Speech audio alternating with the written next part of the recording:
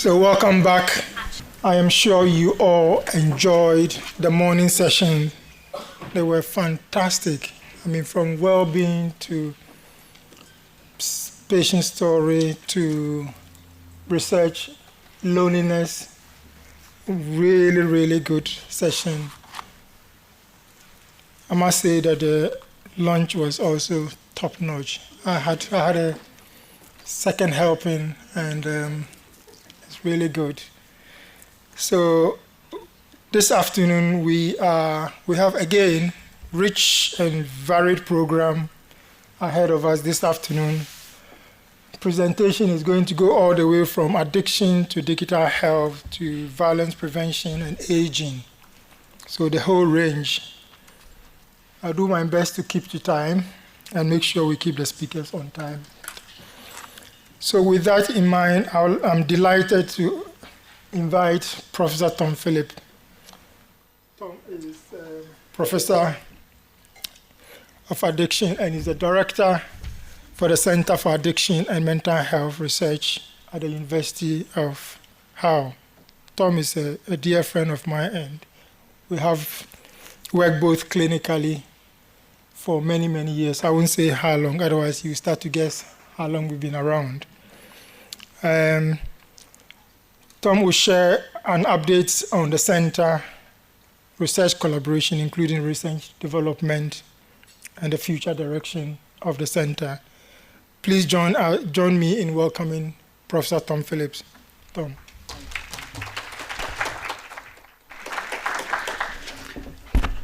Yep, you can hear me. Great. So here's the centre, and thanks to everybody who's made it happen. I'm going to take you through a little bit of the update over the last year. It's been a rocky at times journey, but a brilliant and enthusiastic sort of team at the back who joins me on this journey. I'm then going to give you a bit of an update on a particular study that I've been working with Humber NHS Trust and others nationally around cocaine treatment. It's a very straightforward presentation as part of a rather complicated study design, but I've sort of picked this particular element to sort of demonstrate the use of technology in the field of addictions. So hopefully that helps. I've got my clock, so hopefully I don't overrun. So the National Institute for Mental Health Research, it's a great time actually to be a researcher in this field. There's a huge amount of research funding available through the Wellcome Institute, through the Office of Life Sciences and the Addiction Healthcare Goals funding that is looking at tech, pharma and devices in the field of addiction. But also NIHR particularly is running specific and dedicated streams across all their programs around mental health research.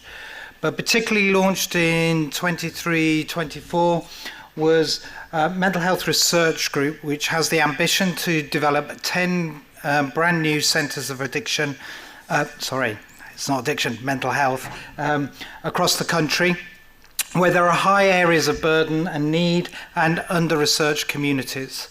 And you'll see the map on the right. I think you'll see a bit. In the first round, they've funded only 2 centres, and that was Hull and Bath.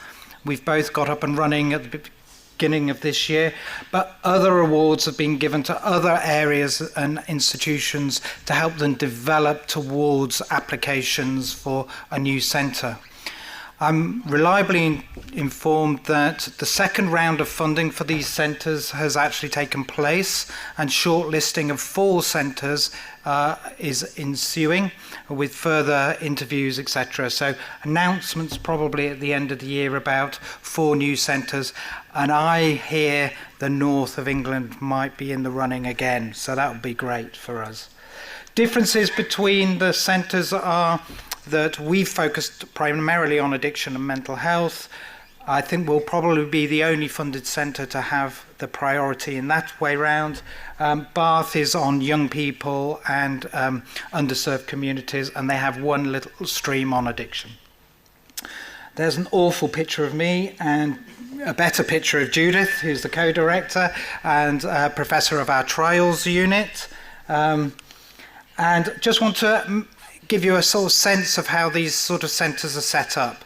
So essentially, the funding is focused on universities that do not have a core at its heart around mental health research, but has potential to grow and develop grant application and be sustaining for the long term.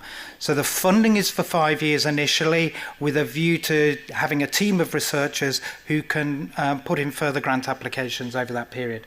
So we work closely and formally with 2 institutes, King's College London's Department of Addictions and IMRI, the Institute for Mental Health Research at York University. I think there's colleagues from York here in the area, so welcome and great to have you on board with us, and hopefully the same is reciprocated. In addition, we're really pleased that at the University of Hull we've captured the great and the good to work across themes. So Joe Bell, Will Jones from data science, Igor from neurology, psychology, Leslie Smith from women's health, but also Alison Sharp is pivotal as our strategic lead as a public co-op in driving forward our PPI work. At the bottom here is a post for the future, and working with Kwame and the team and the university to develop a brand new permanent post for a professor of addiction psychiatry who will be based within Humber. So really exciting opportunity for the next year, which will allow us to sort of build our capacity, particularly around commercial studies. And of course, we work with a whole variety of collaborators. I won't go them into great detail, apart from, of course, it's your conference, so Humber again. And we're really proud to have Hannah and Laura, who are both in the room, as part of our co-applicant team, and great to support them in their research community and funding. And we've heard a little bit and a TV appearance from Hannah earlier, so that was great to see.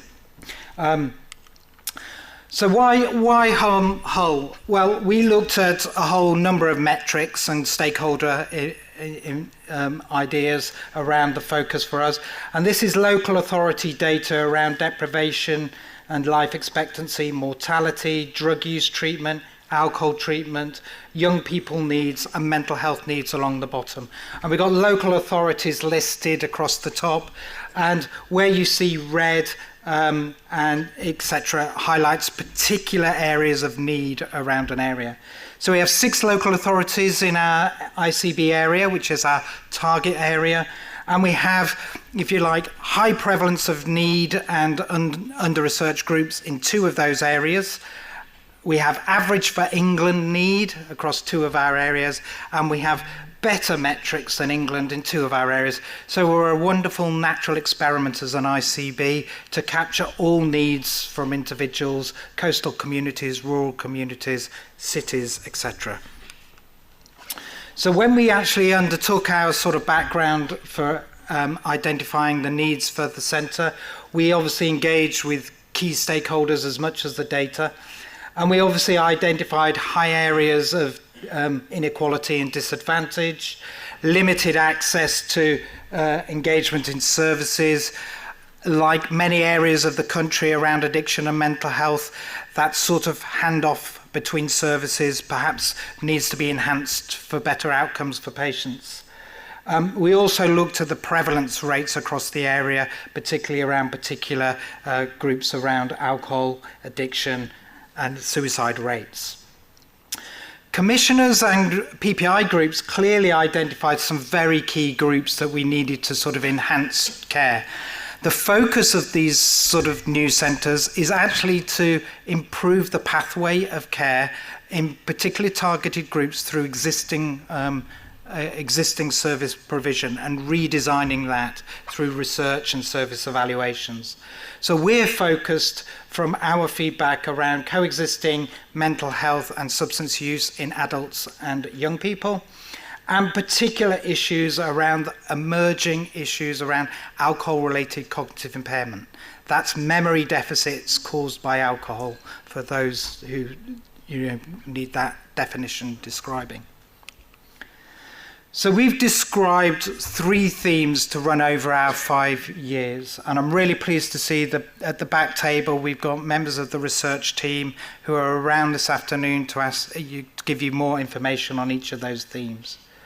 Our vision is to create a partnership between other institutions, academic and clinical, and PPI collaboratives, and stakeholders and commissioners are going to be essential to this, because if we're going to redesign services, we need the buy-in from providers and commissioners and the people who use those services.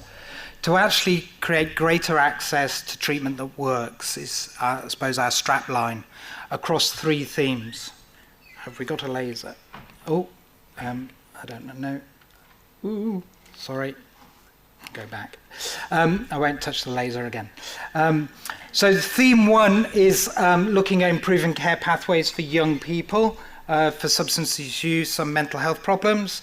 Theme 2 is focused on a similar group, but that group particularly is focused on crisis presentations in emergency departments, particularly people who are often sent home and are at high risk of repeated self-harm or indeed suicide.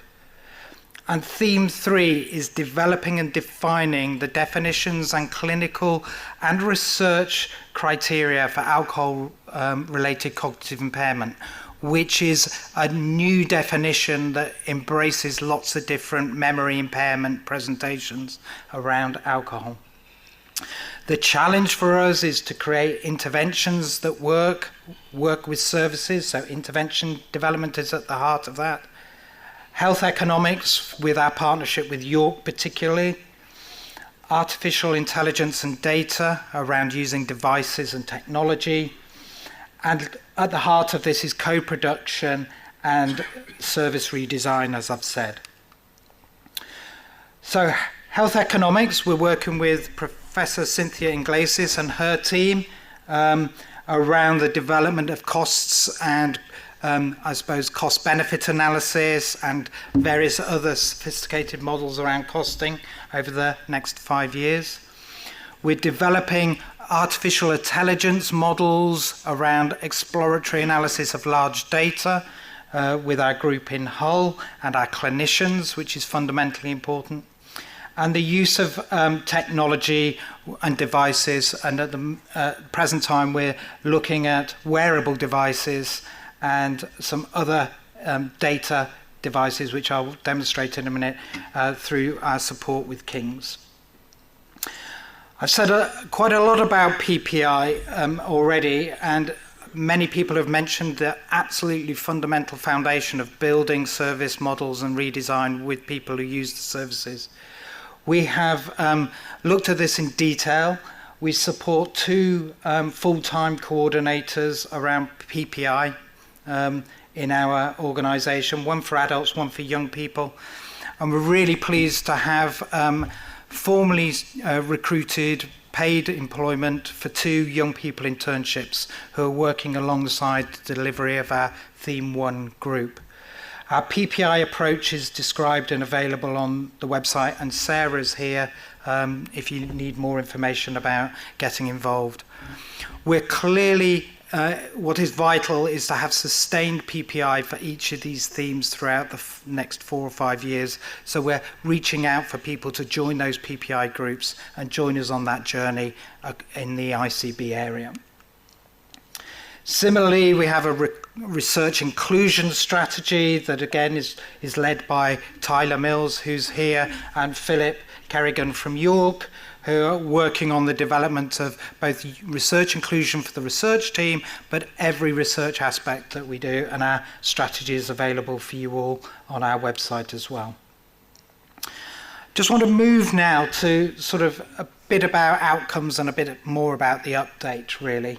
I suppose in existing projects that we have under the umbrella of the centre, are a national evaluation of alcohol care teams that we're undertaking for the government, which is led by myself and Julia Sinclair at Southampton. We've done some work around the implementation of assertive care with the National Mental Health Innovation Network, and Tyler and myself and others in the group have been working hard on that. And on the right-hand side are some new funding opportunities that have come into play since we've been up and running, really since the beginning of the year. So we have some further funding to support pilot study in whole hospitals around detecting and identifying alcohol-related cognitive impairment that's feeding into our themes. We've actually secured 2 research internships to look at systematic reviews, which again are sort of built into our sort of development plan. 2 things at the bottom that I think are worth noting is that we've been given funding to host a research alliance across the region. So that kicks off on the 10th of December in York, which is sort of building a early career research network for researchers and clinicians. So we're reaching out to clinicians, and some successful stories around perinatal mental health, which is coming. One particular platform area, though, I want to talk a bit about in terms of initial preliminary data that we've got is around what we call an I4I bid, an innovation for implementation study, which was funded by the National Institute for Health Research, and it's a joint partnership with ourselves and King's. And this is looking at how to treat cravings. It's got a fancier title here, but really it's how to treat cravings and triggers towards cocaine use in the community using virtual reality. And I just want to say a little bit about cravings. This is, to many, could be seen as quite a complicated diagram. But basically what we have here, I've found the button now, wow. I am a professor after all. Basically what we have is stimuli impacts on individuals' interpretation around use of drugs. And we see the initial use of drugs perhaps being developed and, I suppose, operationalized through cravings or triggers or desires to use a substance. And depending on how well developed somebody's coping mechanisms might be, will probably make the difference between drug use or no drug use. So a lot of research or time is spent looking at how we might interpret cravings or use so that we might develop interventions that can help block, if you like, ongoing drug use. And this model has been used in smoking, it's used in alcohol, it's been used in cocaine, it's used in gambling, and it's the same sort of traditional model of being triggered to use, experiencing anticipatory craving or craving, and then going on to use or not using.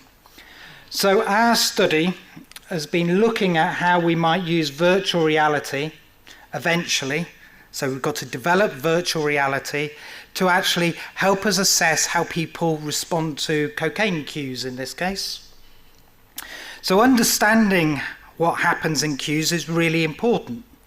And there are many ways of understanding people's craving or urge to use a substance. Some of this is their thoughts and feelings and their anxieties about use. And some of that is physiological. And often what we do is we try to test sweating in relationship to craving. So it's quite a traditional model. And the idea of our study, can I just go back? I want to credit Eileen for her slides. She's sort of been leading on this bit of the work. Part of what we've been doing is pulling together 3 studies. One is to look at the development of wearable devices on understanding how we can assess craving in people who've got cocaine dependence. Because if we can assess that accurately, we can then link in interventions eventually that help, I suppose it's called extinguish, help them overcome their craving. We can then look at how we can test the craving measures in the laboratory, and we can use virtual reality environments, so if you like images, scenescapes, etc., that help people sort of come into contact with cocaine use, but without using, and just help train, if you like, people's responses. And then what we'll do is actually develop an actual trial to see if introducing craving and helping people overcome that craving actually works in the laboratory. So it's quite a complicated study in 3 parts, but the first part is what I'm going to present today only, and that's about the acceptability of wearable devices. And that has transferability to lots of different studies. So what did we want to do? We wanted to develop and test integrated smartphone app and wearable sensor to look at responses to cocaine use and craving in the natural environment. So as people with a cocaine dependence are walking about their normal day, can we detect their craving and can we detect when they use cocaine? And then the overall aim is to provide personalised sort of assessments and interventions eventually, but that's not part of this study, but it just puts it into context. So for this element of the study, the idea is to recruit 90 individuals, and this is preliminary data of around half of that group. It's been quite hard to find people with cocaine dependence who are wanting to take part, but we're working with Humber NHS, we're working with CGL in Hull, but we're also working with South London and some other areas in North East. And individuals are incentivised to wear the devices over a period of time, which is over approximately a month time is how long they have to wear the devices. And we take the sensor data and we take the app data. So criteria is people have to be addicted, if you like, or experience cocaine dependence and willing to provide informed consent. And there's some particular technical issues around wearing and using some of these devices that exclude you, particularly having tattoo sleeves on both arms because the sensor won't get through the ink is a particular one. These are our devices that we're using. So we use Empatica as a device essentially to look at heart rate and skin conductivity regarding sweats. And we're using EMA surveys, which I'll talk a little bit about and explain what they are. And they really are asking people in real time how they're feeling around use of cocaine. So I'll talk a bit about those. So in terms of cocaine, and hopefully if I click that, you'll begin to see the device working. Ecological momentary assessments is the repeated collection of real-time data for individuals for any behaviour that you're researching, experiences or thoughts or natural environments. So here, our device is trying to detect craving and the results of being exposed to cocaine in the natural environment. Does it increase your craving and your pulse rate and your sweating, etc.? So it's a sort of proof of concept. And we have 3 types of EMA. The first one is to record any craving experienced in the last 24 hours at 8 p.m. So that's a sort of retrospective report of craving. Then there's a random button that comes through which actually asks you about your craving now. And we have 3 periods that are randomly assigned, the morning, afternoon and evening, to individuals who may have been exposed to craving during the day. So that's usually when they've been exposed to an environment where they've been walking around, which they might normally use. And also initiated by the user. So if the individual's feeling like they're craving, they can report that through the app. So we've got 3 types of data. And for this presentation, I'm looking at the acceptability of using these products, if you like.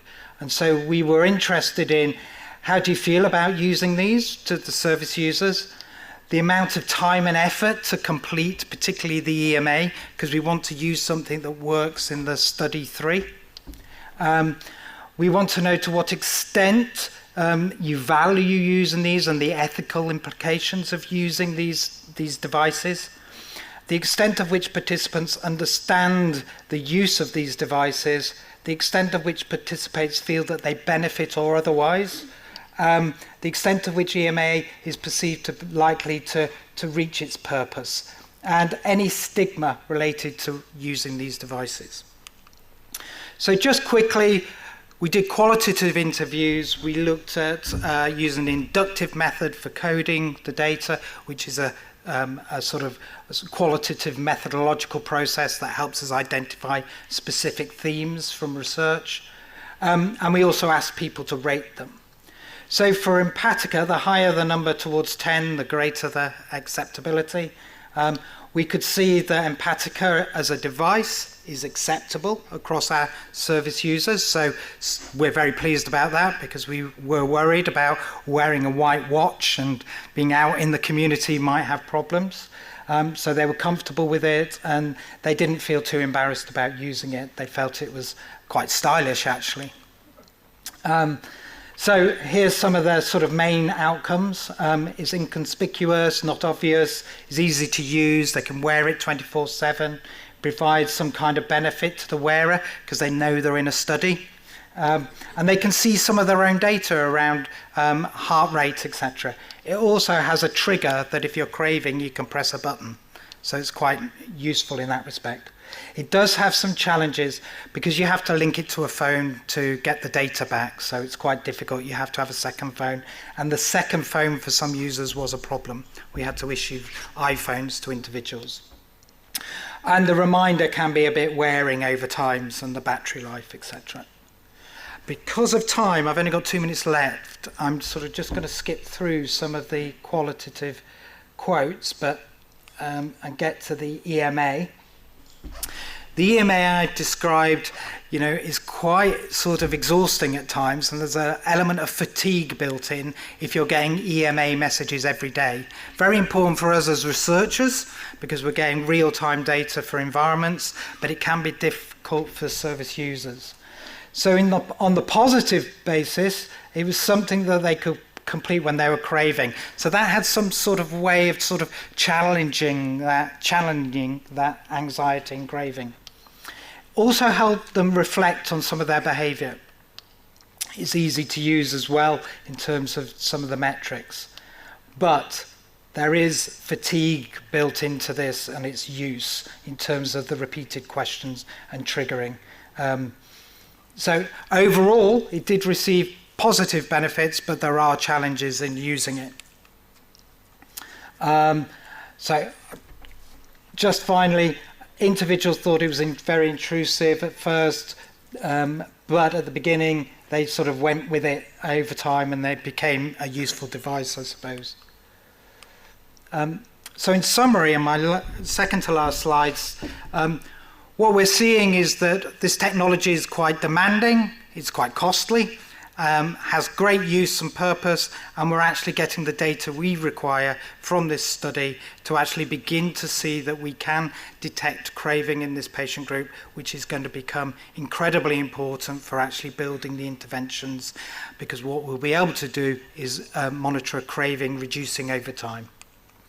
I just want to thank both the King's team and our wider research team of now over 20 individuals that we've built up over the last year for all their support in getting the centre off the ground. And I'll finish that. Thanks.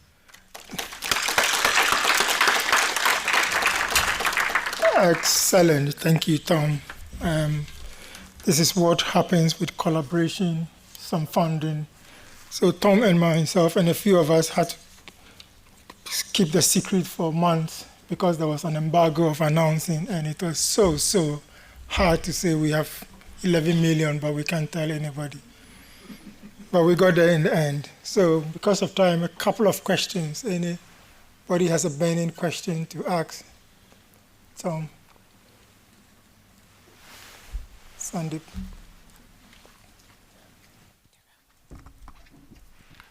That is a very interesting study that you guys have planned.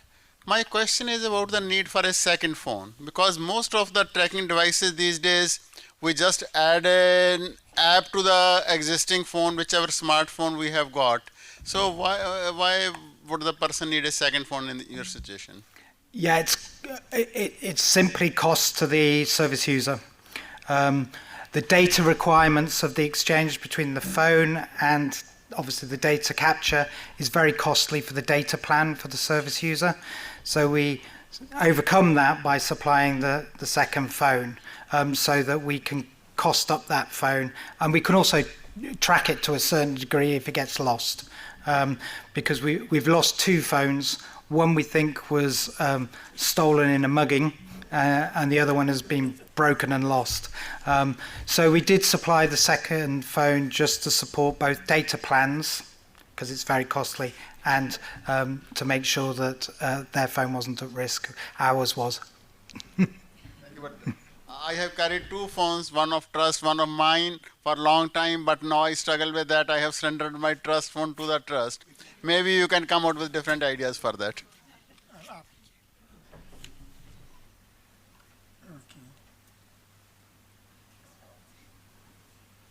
People are interested. The VR team does visit the university frequently, and they're open very often to coming to see the virtual environment for cocaine use. So you can actually see and visit the sort of experience of VR. And it's really important to recognise that VR technology has been used in young people previously with various phobias. That VR technology has been used in mental health as well. So it comes from a well-developed school of VR development at the Institute of Psychiatry that we're really pleased to bring to this patch. One last question, and then we move to the next presentation. Oh. I'll shout. Am I on? Okay. Great to hear about the study and the centre's success so far, but I just wanted to see with that particular group, and I suppose with the nature of addictions, what is the compliance rate, and are you losing a lot of patients to follow up, or can you still get the data through? Yeah, the compliance rate, the compliance rate is actually some people might say surprisingly high, but it's the incentivization helps. I mean, people are consenting to actually come to the sessions, etc. So once you've got that consent, as with many studies, people are already bought into participating for the benefit of others, I think, as well.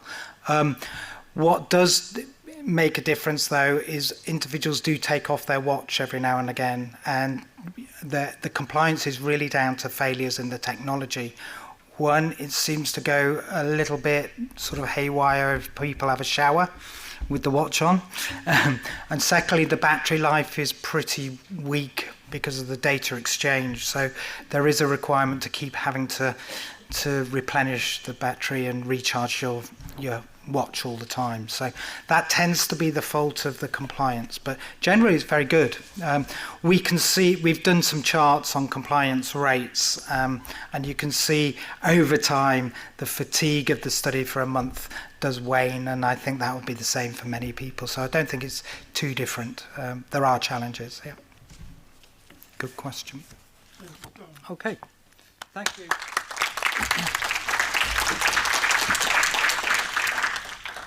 Thanks for our next session. I think we have two eminent people. So our next presentation explores the intersection of digital life and health outcome. We are joined by David Sandel and Florian Block. So David is the director of the Smart Data Donation Service, and Florian is professor in digital creativity at the University of York. Welcome. Thank you very much. Thank you very much for having us. There you go. Okay, and I'll see if I can use the clicker correctly. So, hello, thank you very much for hosting us. It's been fascinating to see everyone's presentations through the day, and I think we both feel we're definitely in the right environment for this talk. Hopefully you feel the same way at the end of the talk. So the first thing to note is that we're not a research project as such. We're a piece of research infrastructure. So the goal behind our organisation is to help and facilitate people in doing the kind of research they've always dreamed of. Research that is good enough to be helpful and of practical benefit in the real world. I'll tell you a little bit about myself, and then Flo will tell you a little about himself, and then we will get into describing what it is we do. And what the organisation we run is. So I'm the director of something called the Smart Data Donation Service, which is a new piece of UKRI funded research infrastructure. We're funded from the same sort of pot that like large telescopes and things like that are funded from. And our philosophy is the same, which is that the centralization of infrastructure helps everyone do better research. So if you're looking at the stars, you're not building your own telescope to study specific phenomena. You're not grinding the lenses at home and then looking through it and thinking those stars look blurry. Instead, you're going to a large observatory from which you can get the data you need in order to make the inferences you want to make. And we operate a similar kind of facility. There's a reason you might not have heard of us, though, which is that we only gained our funding just over a year ago, 13 months ago. So we're very much at the beginning of our operations. Before I directed the SDDS, my primary functions were in evidence-based policy. So I was a member and then chair of the Gambling Commission's Advisory Board for Safer Gambling, which is the body that provides advice to the regulator about harm and safety in the gambling domain. In addition to this, I have a number of other regulatory and advisory functions across different digital and technology harms domains. My research that predated this was also in the digital harms technology gaming space. I did a lot of research on the integration of gambling into video games and mechanisms that you might have heard of, such as loot boxes. And that is me. And this is Flo. Thank you, David. And I'm Florian. I come from a slightly different background. I'm really interested and have a passion for engaging the general public with data. I've done stuff in the context of science learning, for instance, and in the context of video games. And I've sort of been appointed to be co-director because the engagement with the donors, with people that might actually give us their data, is all really premised on a value exchange, where they give us something and we give them something back of a tangible benefit. And that's why I'm standing here. Lovely. Okay, so to start off, it's probably best to think about how the world's changed over the last half a century. So, since the birth of the internet in the 1980s, our lives have become increasingly digitized, and we're now at the point where the average adult in the UK is estimated to spend the majority of their waking hours connected to the internet in some fashion or another. So in this context, it's no surprise that many of the most important questions about what make us healthy, what make us happy, and indeed what make us human, are not about what's going on in the physical rooms around us, but are about what's going on in the digital spaces we inhabit. And these questions about well-being and about mental health are incredibly diverse. So they range from concepts like technological addictions. Is there a degree of engagement with, for example, video games that starts to take on the characteristics and the outcomes of an addiction? To whom does it occur? How can it be treated? Artificial intelligence. How is artificial intelligence impacting us? Is it a panacea for loneliness? Is it something that's going to have important cognitive or misinformation outcomes? In what context does one pathway operate, and in what context does another pathway operate? Of course, smartphones. If any of us have children, this is a topic that we probably think about daily. Smartphones and social media. When, why, what's going to happen, what should I do? These are all questions about the impact of the digital world on well-being and on health. And typically when we think about evidence-based policy, we have a cycle that helps us adjust health environments in such a way that things never spiral out of control too badly. So we have well-established pathways for flagging when safety issues occur, and then we have wonderful and brilliant researchers who are able to come up with designs that will address the safety issues that have been highlighted. After we've designed the research, we collect data, we analyse the outcomes of data, and we present that data through various fora and channels, which let decision makers adjust environments in a confident way, knowing that the adjustments they're making, because they are evidence-based, are more likely than not to lead to positive outcomes. However, in the space of digital technologies, this has always been cut short. So I think as a community, we have a lot of very good ideas about what safety issues might exist when it comes to the digital world. And I think we also have brilliant researchers who are hyper capable of designing trials and other studies that can address these issues. Where we fall down, though, is data. So if you look at the kinds of data that's available to a researcher, an independent researcher, or a health researcher, in terms of understanding the digital world, understanding what kinds of behaviours people are engaging with online, it's just not accessible. And I'll talk why in a moment about why it's just not there. But because the data isn't accessible, we have to run research that doesn't meet the standards we'd set up for ourselves for things like causal inference. And we produce analyses on the basis of that aren't as trustworthy as the gold standards that we see in other domains. And because of that, it's very difficult to convince decision makers to change things if you know that the evidence you're trying to get them to base their decisions on is based on substandard data. The reason why the data is substandard is because it lacks 4 key quality characteristics that we look for in the online harms or technology harms domain. The starting point, and the one that is probably most key to all of them, is that we need accurate data about what people are doing online. Unfortunately, the vast majority of the literature on digital interactions and how they affect people is not built on accurate data. We've historically lacked access to knowing exactly how many hours people have spent doing one activity or another online through direct objective trace data. So instead we've asked people to self-report this. How many hours do you remember spending on your phone in the last week? How many TikTok videos did you scroll last night? The evidence base is now showing that this doesn't correlate with what people were actually doing. We're actually measuring a different construct to the one that we thought we were measuring, which renders the evidence base inherently untrustworthy. What we need is objective data of what people are actually doing. Secondly, even if we did have more objective data, the kind of work that dominates the online harms field is cross-sectional.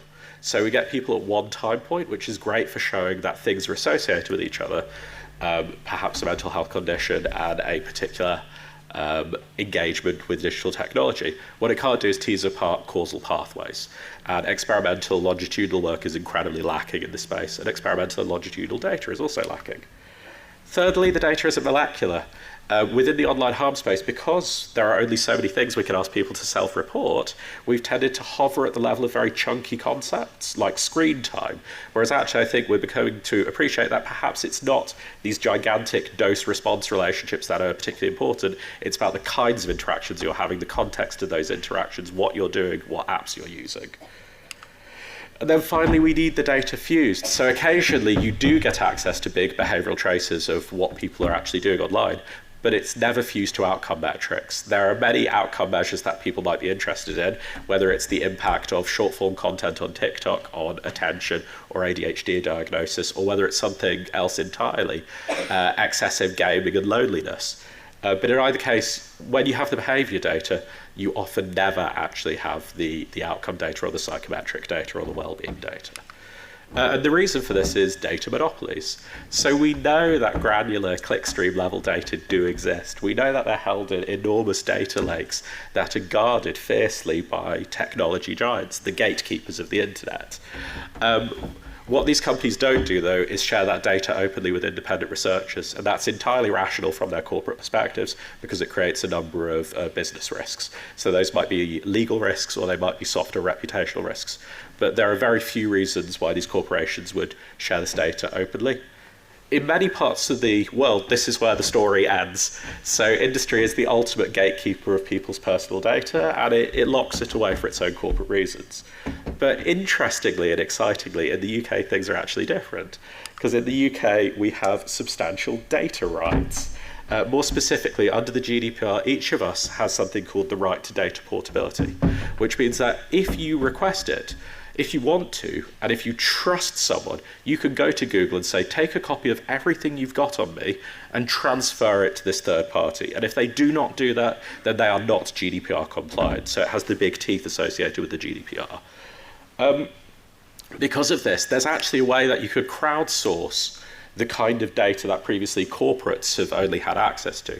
If you can engage thousands of people in a citizen science project in which they went to these companies and said, like, hey, I would like to take a copy of my data and donate it, just as I would donate blood or something else for the advancement of science. You could reconstitute the mirror of the digital world that historically has only been in a privileged corporate space. And that's what our infrastructure is set up to do.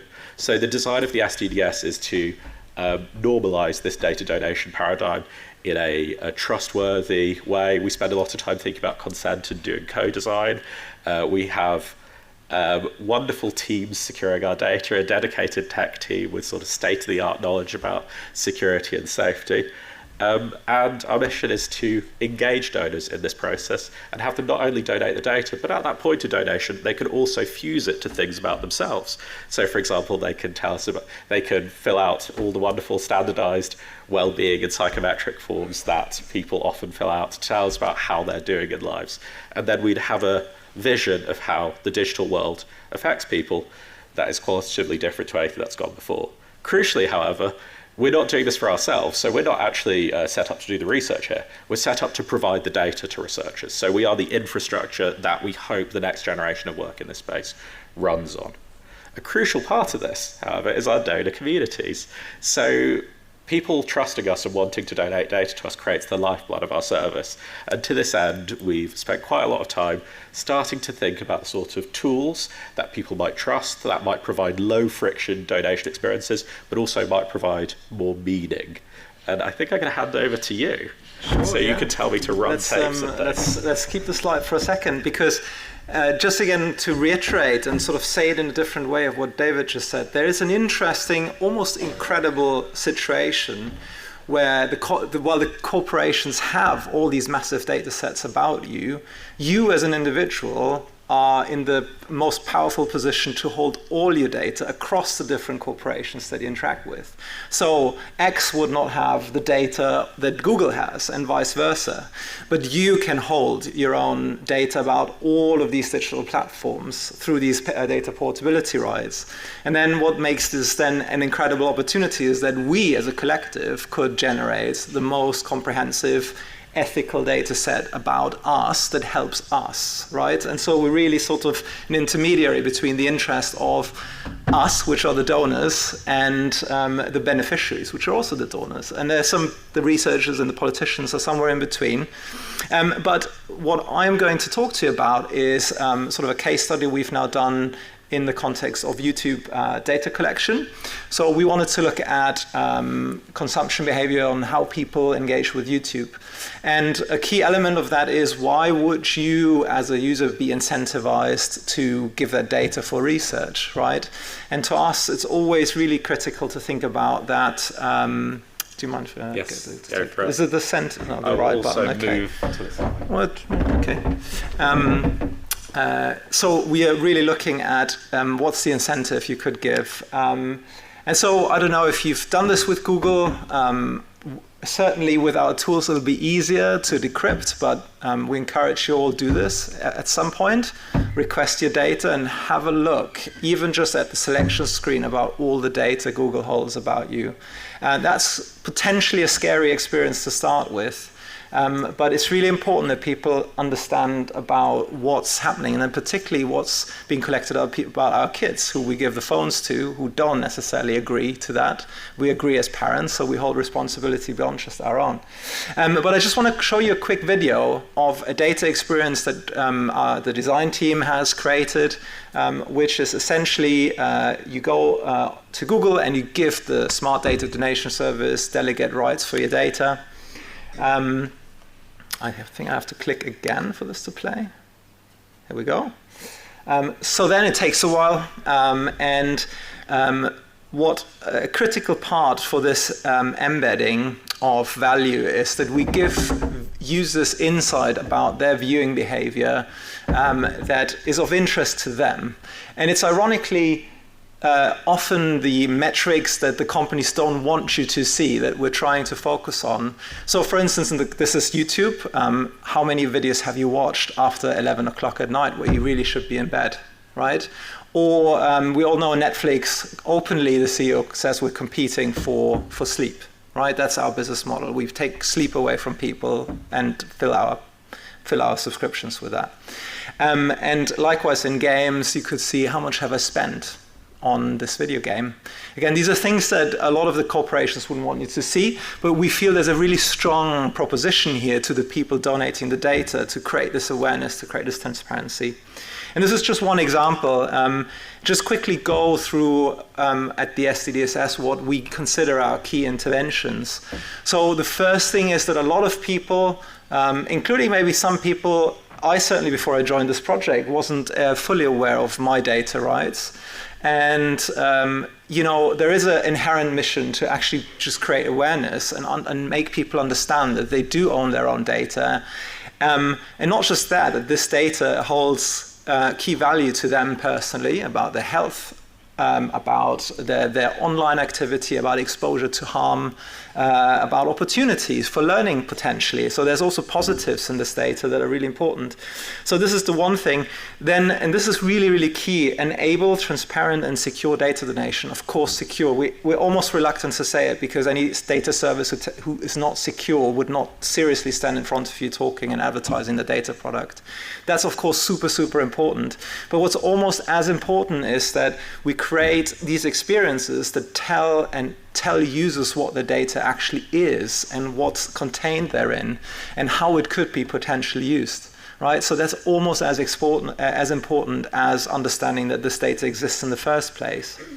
Now, we're driven to inform policymakers and the games and the research communities, but primarily we're quite aware of our stewardship and our responsibility as stewards of your data. And that means that everything we do is very explicitly engineered to create immediate benefits for you. So this video was a small illustration for that. We think we've got quite a few things in the pipeline to really make this a longitudinal experience and potentially stage interventions, just like we've heard in the previous talk, similar to that, but with people's own phones, with people's own devices.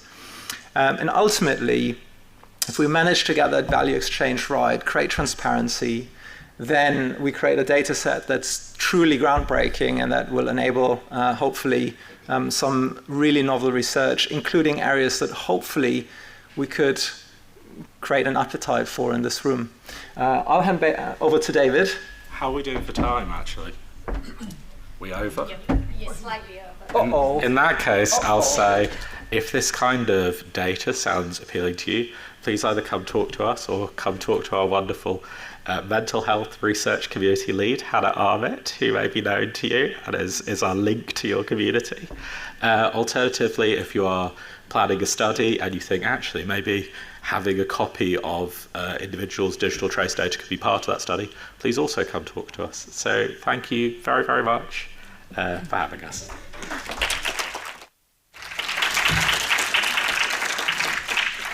Judy, one burning question. One question, if there's somebody with a burning question. Everyone's downloading the data.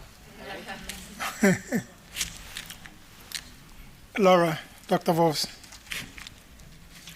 Hi there, thank you. Very illuminating. I had never heard of what you're doing before, so it's great to hear this is happening. I was very intrigued by your comments on using this to inform policy making, and I wondered if you have anything in the pipeline to enforce more ethical practices in, I don't know, various companies like the ones you cited, or other companies that will help improve the health of our populations. Thank you.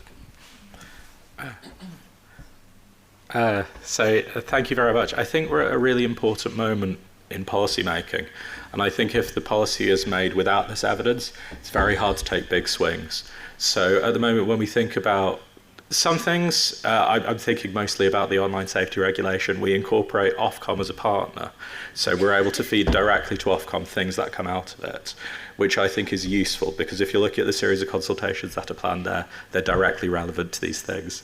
But there's ongoing stuff around DSIT as well that this should be feeding into. Our hope is that we can essentially become a post box for policymakers, such that whenever they have a question, where they're thinking, what's the prevalence of this app? How many people under this age are using this? What's the correlation between this and this? They can drop it to us, and then we can corral our research community to agilely respond to these things. So I hope the sky's the limits.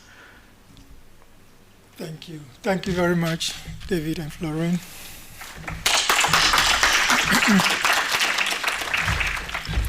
So it's Heidi. So I am pleased to introduce Heidi Funis, Children's Prevention and Early Intervention Lead at our own Humber teaching NHS Foundation Trust. Heidi will speak about young people's experience of violence against women and girls in the UK, sharing insight from prevention and early intervention. Welcome, Heidi. Thank you.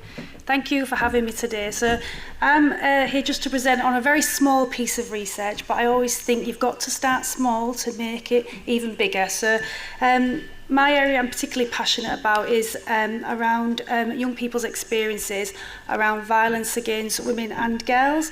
So much of these slides will have lots of words on them, and I apologise, but I don't apologise. It is the words of young people, so unfortunately it's not as creative as other slides might look, but here we go.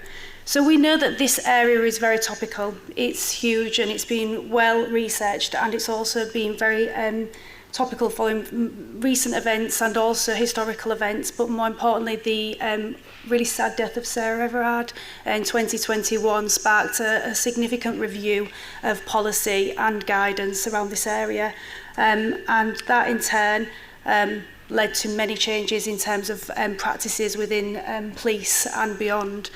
So I just wanted to start with thinking about the definition, and a definition can be really important. It can also be very limiting, and I think if anybody who has experienced violence will understand sometimes we can't pop our experiences into a definition or a box, and many women and girls will say that a feeling of unease, of uncertainty, and just thinking something was wrong is their main things that they would express. I just wanted to show you just a really short 1-minute video that maybe puts some of that into context when we think about explaining that, because we are running as a society into a situation where potentially our social constructs around violence are changing, and potentially we don't see it as violence, and therefore we're missing lots of opportunities to report that and also get support around that. Nice! What? I was just looking at her. I was just looking at her ass. Honestly, I was just being nice. I was just telling her to smile more. She might just smile more if I grab her. Body is well fit. I just found the socials. I've been liking all the pics too. Just sent her a picture of my... Big one, love! Just saying, she might like it. Just ask her if she needed a daddy. Just seeing if I can put her in her place. Just saying I could if I wanted to. Just letting her know. Just saying I know where she lives.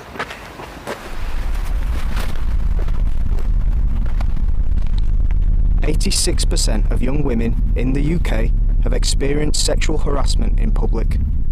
Shocked? It's not banter, it's not harmless, and it's not okay. So just don't. Find out more and how you can help bring about change at just-don't.co.uk. So that short video was done by West Yorkshire. And again, it was really starting to understand that difference between banter. A lot of that is really prevalent in some of the research I've done and some of other people's research, where people get really confused between it was just a joke, it was just a bit of fun, I was just trying to have a laugh. So again, here I've just put some of the prevalence of violence within the world and the UK. What we need to take from that prevalence, though, is to realise that is reported violence, and what we do know is that most violence is going unreported, so the prevalence will be much higher than you see on these slides. And also, again, like I said about that social construct, we are finding, particularly with young people, they don't see it as violence, and therefore it's going completely unnoticed and undetected, and accepted, therefore, within our society. I think, again, we've had a fabulous day listening to some amazing speakers, and we know the impact of many of these areas, and particularly violence. It impacts on many aspects of health and well-being, both physically and mentally. And picking up from this morning's speakers around things like isolation. So that is maybe because a woman may be in a relationship that's controlling and not letting her leave the home.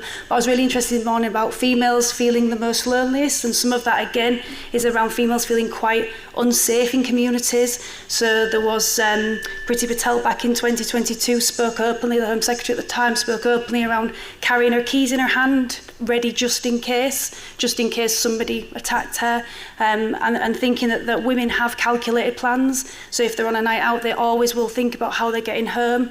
Women will restrict their activities based on risk and worry. And they're things we need to be thinking about when we think about this position.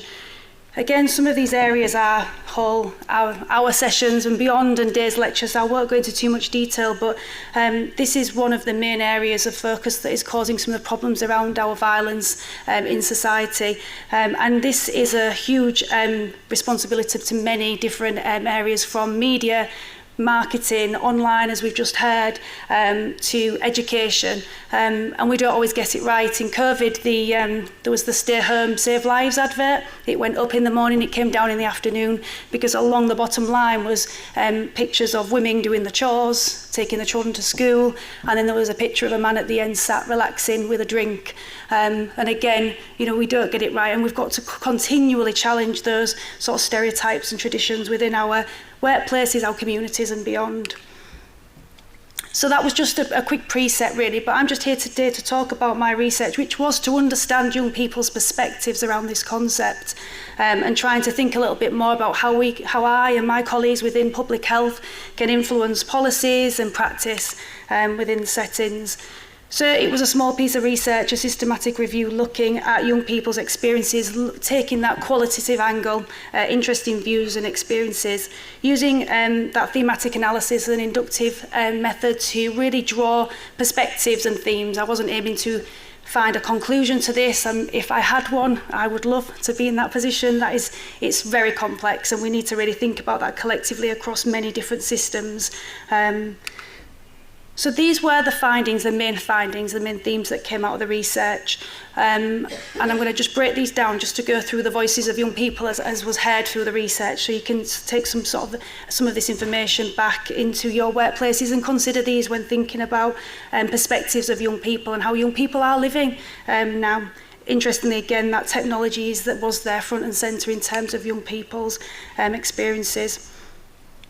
So mainly young people expressed an inability to really understand what was acceptable and unacceptable in terms of situations and behaviours in relationships. Particularly young girls expressed the way it is and get used to it. That was a really key theme that came out. Again, as I've said there, making adaptations to themselves to keep themselves safe, and really thinking about a high level of tolerance around particular behaviours, being called particular names, being touched, particularly in schools, was acceptable and accepted as that's the way it is, and really minimising things and really saying it's not a big deal. So there was lots of expressed thoughts around dominance, particularly with boys. Particularly forcing girls, in particular, to do things like send them images. And some girls reported that this was done so excessively, they got sick of getting these requests, so would send images on. This would then become a collection game that boys kept and shared across their friends in schools. And again, really feeling fear of sharing those images as well with others, for girls to say anything about that. Lots of girls feeling that the boys were very possessive of them and that girls should be quite flattered by that. And again, Girl Guiding produced some research into young people, young girls, particularly talking about care versus control. So lots of young girls feeling that if a boy was really controlling, checking in on them, wondering how they are, telling them what to wear, it was a way of caring for them rather than actually acknowledging that was possibly the start of quite a controlling situation. Lots of things around boys being boys, so boys being, if they are quite violent, if they are expressing in maybe more of an aggressive tone, that's the way it is. And again, it's that kind of girls will cry, boys will man up. Some of those real gender stereotypes came through. Lots of things around the way relationships start and form, so things around boys should ask a girl out, boys should initiate sex, girls should do as boys ask. If they don't, then they will be moved on and another girl will come along. Girls very worried about getting it right and doing what the boys want in their relationships. Lots of surveillance, so like I said, that going back to that care versus control, boys needing to make the call of what's going to happen, leading care, but again thinking about the way traditions and we believe things should happen. So if you think about simple things like who should pay for a meal, and some of this research and these findings equally impact on our young boys and men. How young boys and men find it very difficult now to think about how to manage in situations. Do they or don't they hold the door open for a lady ahead of them? There's lots of things now that are starting to emerge for our young boys and men. This is not just about our young girls as well. It's both of those difficulties across both of those boys and girls. Online was very difficult to navigate, and that sense of it's less so when it's online. They felt that those things were not sort of associated with harassment if it was online. And they said it was so prevalent, the number of things that would be dropping into their inbox without consent, and the images that they would be seeing and girls would be looking at were very disturbing. That collection game that I mentioned earlier, where boys would be collecting really disturbing videos and images of girls and using them to display around them their other friends in school. Boys calling the shots, and that feeling of helplessness, not knowing what to do other than to send on that image or that picture or whatever's been requested of them. Young people felt they had a really frustrating lack of education around this area. And I think it's fair to say that we know that over time we've had a lot of erosion of our public health service and systems. We used to go, as I was a school nurse by background, I used to go into schools and deliver on sex and relationship education. A lot of that has been left to school staff, and school staff, as we know, are very stretched. And what young people said, it's very difficult to have these type of conversations with school staff. School staff are seen as your parents by day, and some of these conversations they wanted to have with external services like school nurses or youth workers. And they felt also that at times school staff would make comments like, it's the way it is, get on with it. So female members of the teaching staff would say to young girls, this is the way it is, you need to get used to it. And comments that they heard in staff rooms would also make young women particularly nervous about disclosing. Young girls said that they would also be really nervous about speaking up around things like social suicide. I think it's coming up on the next slide, but speaking out would be the worst thing ever to do, because their phones would be taken away from them. And again, as parents, we all know the phone is really difficult, but equally it is really important, and that kind of consequence to something like it does prevent young people speaking up. Really feeling nervous about what's going to happen next. And when we see some of the difficult things on TV, we've just seen the BBC documentary about our police colleagues down south and the difficulties that the media portrays. Young people feel very nervous about speaking up what's going to happen next. Will I be in trouble? Will I have to share the images that I've been sent, that I'm in? And also they also worried that the consequences sometimes for little things in school outweigh the consequences of quite violent situations. So you're not wearing the right uniform, not having your school diary, actually there was bigger consequences to that than actually a really difficult situation where maybe girls being smacked or inappropriately touched or spoken to in a certain way.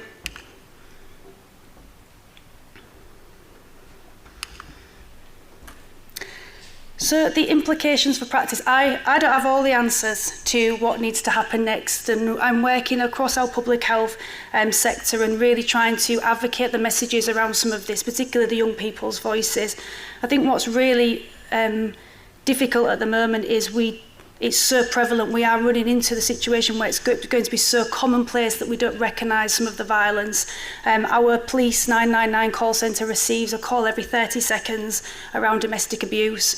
And we know at pace our policing systems are changing. We know that laws have been implemented now where we've got specialist staff sat within those 999 call centres. And there's lots of work happening at a national level, local level. We really need that brilliant NHS long-term plan, directing that focus into prevention. We know we need a little bit more investment down that way to make sure that we can do those areas of practice that maybe go unrecognised, but when we get it right there, all those things when I said at the beginning, the implications in terms of lived experience, if a lady has experienced violence, all those impacting factors, the cost on our systems outweigh that prevention in terms of return on investment. And the last message I think I just would like to leave is that whilst this research talks about violence against women and girls, the biggest priority is we must focus on our boys and men. And now boys and men are really struggling to get this right as well. So they really do need that investment. There's some really great research pieces out at the minute, particularly Flood has done lots of great research, and he spoke at the National White Ribbon event this year. But that is a particular area that I myself would like to progress moving forward in my area of research. If any of you, as myself, are raising young men, it is very difficult now, and there's lots of BBC sound streams at the minute about young boys' experiences of really find it difficult to understand consent. They understand the concept of consent, but if they are going to engage in a relationship with a woman, how do they then commit to thinking about consent? And we've got young boys saying they're videoing that just to be sure. So that's the situation that many of our young boys are left in as well. So hopefully I've caught you up with time. Fast talker.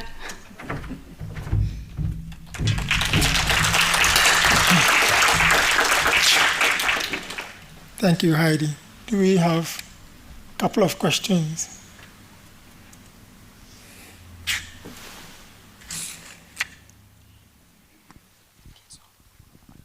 Hi, thanks for your presentation. So my name's Lee and I'm an academic, a lecturer in education. It's really interesting attending education conferences over the last year and seeing presentations very, very similar to this. And schools and educators are overwhelmed by this exact same problem. But how do we connect together to address this? Because this is a massive social issue that sits across all areas of society. And it was also really affirming to see how we address that at the end, because for young boys it is really challenging at the moment. That term toxic masculinity is really challenging, because then there's that implication that masculinity is toxic, and we almost need a new progressive masculinity to support young boys with. So how can health and education work together on this issue?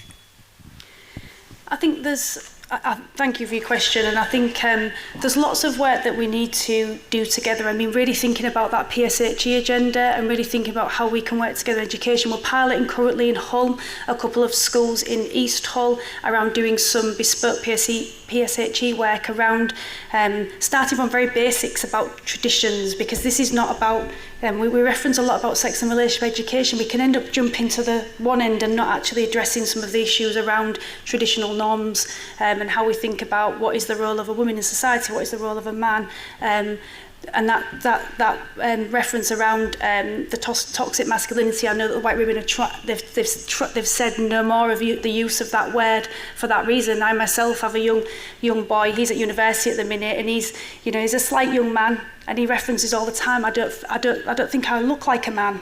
And I said, well, and again, it's the social construct of how we view a man, a woman, the roles we associate with those, and these are very difficult concepts, but it has to start as early as possible.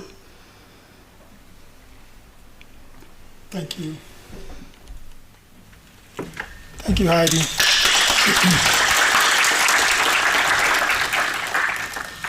Nearly there. So last but not the least, next our live we'll be hearing from Caroline Brundle, Senior Research Fellow and having Research Program Manager at the Academic Unit for Aging and Stroke Research, Bradford Teaching Hospital NHS Trust.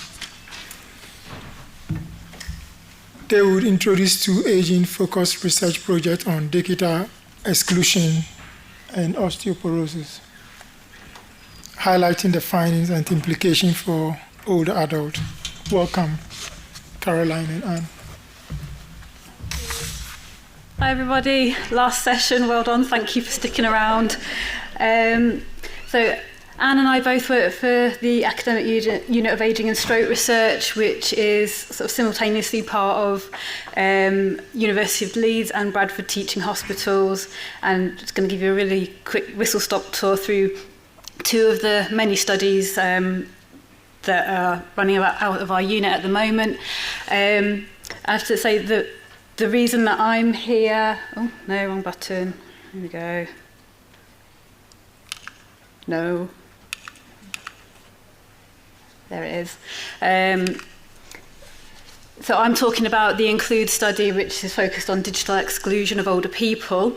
And the reason that we're here at this conference is someone who several people here probably know is Marilyn Foster, who is a governor here at Humber, a massive advocate for the older people's voices in healthcare and in research. And before she moved to the Humber area, she lived in Bradford, and she's been involved in a number of our projects, and she's on our management group for this study, and insisted that we must come and tell you all about it. But unfortunately, she's not here today. So anyway, Include study is funded by the Vivenza Foundation. And I said it's a focus on digital exclusion, which has a number of different definitions, but broadly we mean not being online or not being online very much, and possibly missing out. It's a super social determinant of health because it has an impact on all different aspects of life which directly impact people's health, and can have many negative impacts. We already know that older people are more likely to be digitally excluded and are particularly vulnerable to the negative impacts. There is a lot of support available to help people become more digitally included, but these services tend to be... people get referred to them when they come into contact with services, and so lots of older people who are digitally excluded probably get missed out. So this whole programme of work has two main aims. We're looking at developing a way of identifying people who are at risk of digital exclusion in later life, and creating an intervention to help improve digital inclusion. So we started off with a survey, as often happens, to try and estimate the prevalence and predictors of digital exclusion. We created a bespoke survey about internet use and gathered information about the individuals, things that we already knew were predictors or things that might be potential predictors of exclusion. We consulted a lot of older people on the content and design and wording of the survey. We also commissioned a lot of illustrations which we used in the information materials and within the survey itself to help explain the different concepts. The surveys were sent out via 2 GP practices in the Bradford and Craven area to around 6,000 older people, because we were hoping to get around 900 responses to do the modelling analysis that was required.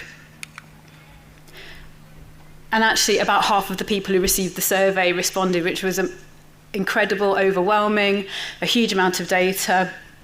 One of my Punjabi-speaking colleagues went out into the community and helped people complete surveys in person so we could increase the representativeness. So we ended up with 3,300 completed surveys, a huge amount of data, and so the modelling work has begun. But briefly, what we found with the survey was that 17% of older people were digitally excluded with our definition, in that they did none of the 22 different online tasks we asked about. A further 30% only did a very narrow range of tasks, so they weren't using the internet to any broad degree. And just over half of the older people who responded were what we were calling wide users, so we're doing digital tasks that encompassed keeping in touch with people, entertainment, healthcare, buying and selling goods. And we found that a lot of different characteristics were associated with digital exclusion. You can see in the diagram there, but the key predictors that have come out of the analysis were age, increasing frailty, ethnicity, and living in areas of higher deprivation. Interestingly, we didn't find any relationship between gender and digital exclusion. However, women were more likely to be sort of the narrow users of the internet. What we did next was interviews, qualitative interviews, to really dig into the factors influencing older people's digital use, the barriers and the facilitators. And we used this information from the interviews to create these a series of case scenario personas, which would be used in later stages of the research and to communicate our results.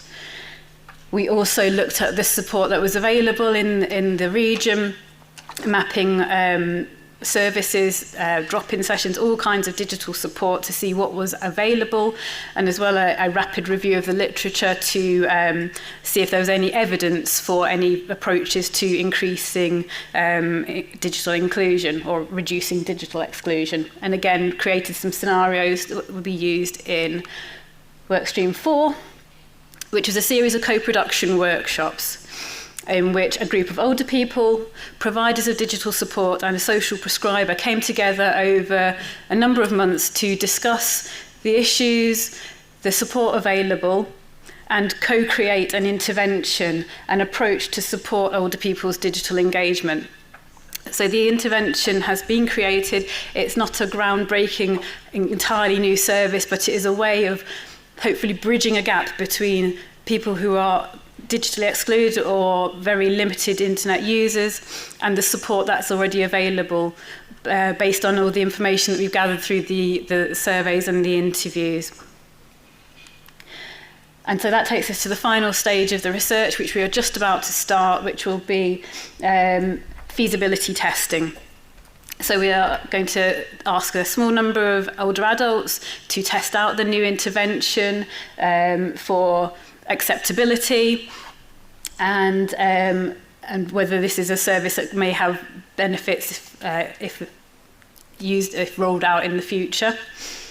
And also we performed another survey in a different area. So whereas the first survey was in Bradford and Craven, we repeated the survey in Leeds to generate another data set in which our statistician could perform some external validation of a predictive model that was produced from the first survey's data to find out whether this model still holds and whether the predictors are true across more than one area, because this model may be used, say, in primary care data, using routinely recorded data to give an indication of who is more likely to be digitally excluded in the older population.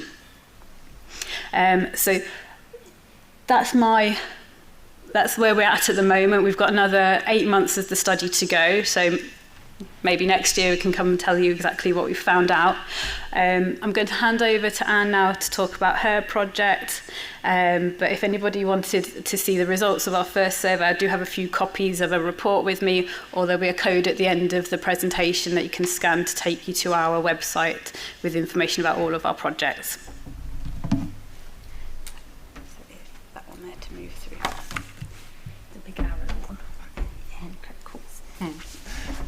Thanks, Caroline. So I'm Anne Heaven. I'm the chief investigator of this study, a qualitative exploration of older women and healthcare professionals' experiences to guide improvements in osteoporosis care. I haven't worked on my own. There's a small but perfectly formed team who've been working with me. They're on there too. I'm going to whiz through this so we can all get home for tea. So the background to this was that the Women's Health Strategy, which in 2022 said that the healthcare system doesn't focus enough on older women's healthcare needs and experiences. And from that, we did some public engagement work and spoke to 32 women across the Bradford district about the Women's Healthcare Strategy and their experience in general. And these women told us that they felt unheard, unseen, uninformed and unimportant, and I think those are themes that we've heard all through today, and really that's unacceptable for people to feel like that. In the health strategy as well, the older women felt that bone and joint health were a priority for them as older women aged 70 plus. At the same time as the health strategy came out, there was a couple of other things going on nationally. So the National Osteoporosis Guideline Group had reissued its recommendations for osteoporosis care and management, and these were endorsed by NICE. And there was also an all-party parliamentary group which was looking at osteoporosis and bone health.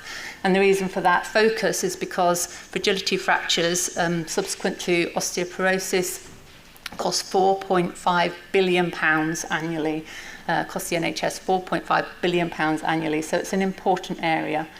The APPG inquiry found that primary care services that do not prioritise the identification and management of osteoporosis and high fracture risk. So although there's good guidelines and there's focus on it, it's really women, older women and osteoporosis patients in general are being let down. So our aim was to use the insights from the experiences of older women and healthcare professionals to really see why that was and to develop strategies to improve osteoporosis care. We were funded by the National Institute for Health Research for the Search for Patient Benefit stream, and we were supported by the RDNs across the country, one of the teams that supported us was the Humber team, which is why I wanted to come today to just share these findings with the wonderful people who supported us in recruitment. We interviewed 30 women and also 30 primary care staff, which included GPs, physios, healthcare assistants, and allied healthcare professionals, a community matron, and the women were aged between 78 and 90 with an average age of 78. So you can see we recruited from right up in the northeast to right down in the southwest. We were guided in the work by our co-production group, which was, well, it was two groups actually. So there was a group of 5 white British women who with lived experience of osteoporosis, and then we had a group of 3 South Asian women with lived experience of osteoporosis, and we ran that group in Urdu so that we could be inclusive. And we used the constructivist grounded theory method, which meant that we did a few interviews. We went back to the group, had a look at them, see what they thought of that. What did that mean? Did we need to change the questions? Did we need to ask different people some questions? And then at the end of our 8 sessions, we brought in some healthcare professionals to talk with those women about the findings as well, to really kind of co-produce our recommendations. So we were joined by 3 GPs, a dietitian and a physio in those latter sessions for the 2-hour groups that we did. So the findings weren't rocket science, and a lot of them have been reported in the literature, but interestingly not the literature in the UK. There's very little literature in the UK relating to this subject. So we found that osteoporosis was not only a silent disease in that you can't see it, you can't feel it most of the time, but it was also silenced in that nobody was talking about it. Women didn't talk about it, healthcare professionals didn't talk about it, the family didn't talk about it, nobody's talking about it. And almost everybody said, well, if Davina McCall was on the case, everybody would be talking about it. But she's busy with other things. So these are just a few quotes to illustrate that. The other thing is that there's no clear pathway for osteoporosis in terms of primary care. So quite often your diagnosis will come from secondary care. It's primary care's responsibility to provide the medication and to prescribe. But we found that they often did that remotely. So you know, you'd get a text saying your recommendation is that you take bisphosphonates. Please pick that up from the pharmacist. If you've got any questions, do get back to us. And that leads to these massive gaps in care. So unlike things like COPD or diabetes, where you might get called in every year for a review, that doesn't happen in osteoporosis. You basically get your meds, off you go.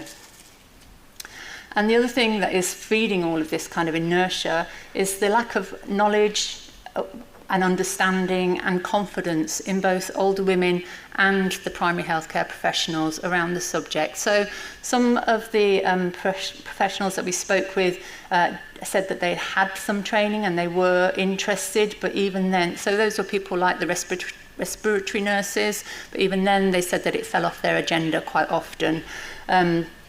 Some clinicians said that they just took their directive from secondary care, and if secondary care said do X, Y, Z, that's what they did. But there really was, a lack of knowledge and understanding around that. Some of the findings that we came across that were more pertinent to older women particularly are that older women are more likely to have comorbidities. So this is really important when they're looking at how to manage their osteoporosis in line with how they manage everything else that they've got to manage. So you can see here it says it's quite far down the line because my asthma, my COPD and the bronchiolitis, they affect me more. And even a GP said, personally, I don't think it's as important as diabetes, heart disease, etc. But actually, the disability-adjusted living years is higher than diabetes for osteoporosis. So that's just a falsity. And then digital inclusion was really significant in this group. So a lot of older women, older people who are 70 plus are very au fait with the internet and very digitally savvy, but there's still a lot who aren't, as Caroline's just said. And the GPs and healthcare professionals acknowledge that most of their information now is online. If a woman's not got access to online, how do you find that information? And then, women would say things like, well, I tried it once and didn't like it, for the trying to get online and digital, and it is very difficult. And it's sometimes a case of they know what they know, and having to go through layers and layers of digital kind of information sites, it is quite difficult. Even the Royal Osteoporosis Society is quite a difficult site to navigate if you're not very technology minded. And then sadly, we found that there was some real ageist attitudes out there from both the healthcare professionals and the older women themselves. So the older women would say, well, I'm at 70, is calcium really going to make much difference at my age? What can be done? And what was this one? What can they do when you're 83? Well, given that a woman aged 70 now, the 1 in 4 women aged 70 now will live till 94, according to the ONS, this is a long time to live with osteoporosis and a condition which can be really debilitating. So it needs to be addressed. And one of the GPs interestingly said to us that they did talk about bone health with younger women, so around the menopause, but they didn't talk about it with older women. So there's this kind of like older women kind of just fall off the agenda too. So those are the kind of novel findings that we had from the study. So in conclusion, we found that better care navigation and more use of the wider primary care team would help with the treatment and management of osteoporosis, because if women knew that they could go and speak to the physio if they had thoracic pain, which is an indicator that their osteoporosis might be getting worse, or if they knew that they could speak to the physio about exercises that might increase their bone health, so impactful exercises, or they could talk to the social prescriber about where to find some peer support for all the worry and stress that they have over their diagnosis and fear of falling, perhaps if they could be linked into the falls team, that would certainly help with them addressing their osteoporosis rather than just pushing it aside.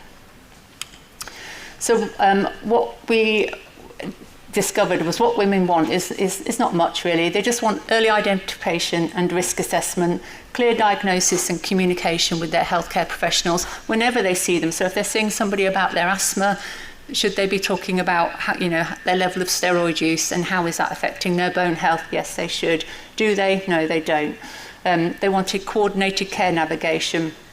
They wanted personalised treatment and monitoring. So the annual reviews that you get in other conditions, they wanted that sort of set up so that they could self-manage. They were willing to self-manage, but a lot of them just didn't know what to do. They didn't, greens. Are greens, do they contain calcium? Yes, they do, just so you know. These are the sort of questions that we were asked, and lots of women said that they had questions, and whenever they asked us things, we would always have to say, I'm sorry, we're not clinicians, we recommend that you speak to your GP or your healthcare professional. And I had one woman who actually said to me, I would be ashamed to do that. I would be ashamed to ask my GP a question about an ongoing condition. That's just wrong. It feels so wrong. It is wrong. So ongoing engagement and empowerment. we've created a few products, if you like, which outline some key messages for healthcare professionals and older women, and also illustrate the journey that older women would like to see in their osteoporosis care. But we haven't finalised these, so these are just some illustrations that we're going to work through with our co-production group. And I just want to say thanks to the NIHR for your money, but mostly thanks to all the people who are in the co-production.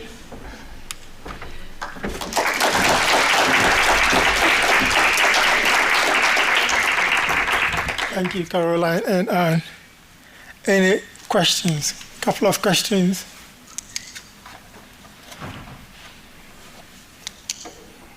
Okay, so no questions. So thank you very much. Interesting.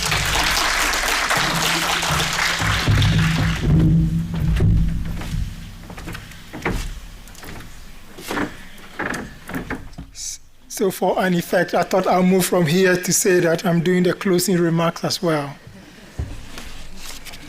So this, I know I'm standing between you and your dinner.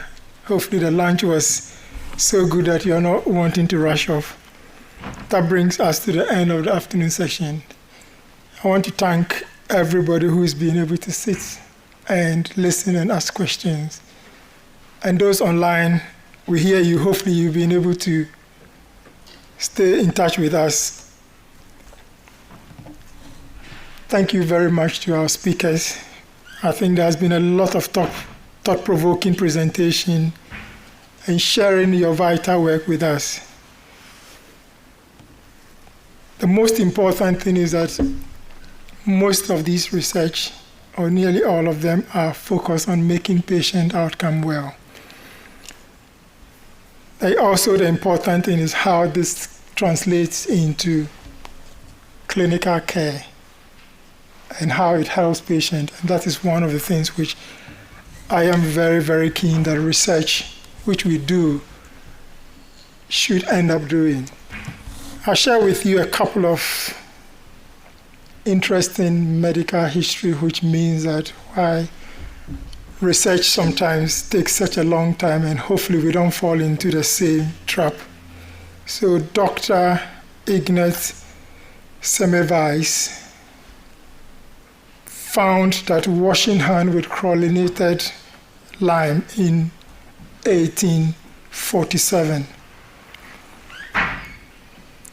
Washing hands was going to prevent maternity death. Women were dying because the doctors were not washing their hands, and women were dying. The doctors felt insulted, even though he was able to show the evidence. 1860, germ theory was developed, and still the practice of washing hands wasn't commonplace. The first proper guidelines for hand washing, 1980, American Society. So half a century, evidence that was staring clear in our face was still not being used routinely. The flip side is something called tonsillectomy. Those clinicians who are here, it was routinely, literally, as soon as you get your first cold, like I've got a few days ago, your tonsils was whipped off. 1930, evidence came to say that some towns were doing it more than others, and there was no evidence of prognosis. Several decades. By 1970, we have the proper first guidelines to say routine tonsillectomy is not a good thing. And now it's only used for severe frequent tonsillitis. So almost half a century of clear evidence before practices changed. I'm hoping that some of the things that we've heard doesn't take half a century to get there in both ways. So thank you, everybody, today.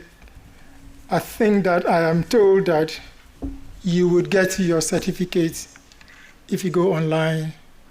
If people want a certificate, if you want to just email us and we'll send one. We have to do a survey. Yes, that would be suffice. There's a catch. You do your survey to tell us what we've done well and areas we could improve. because clearly we have an ambition to do the 9th research conference. So thank everybody for staying with us, and I wish you a pleasant journey back home, and keep doing research and participating in research. Thank you, everybody.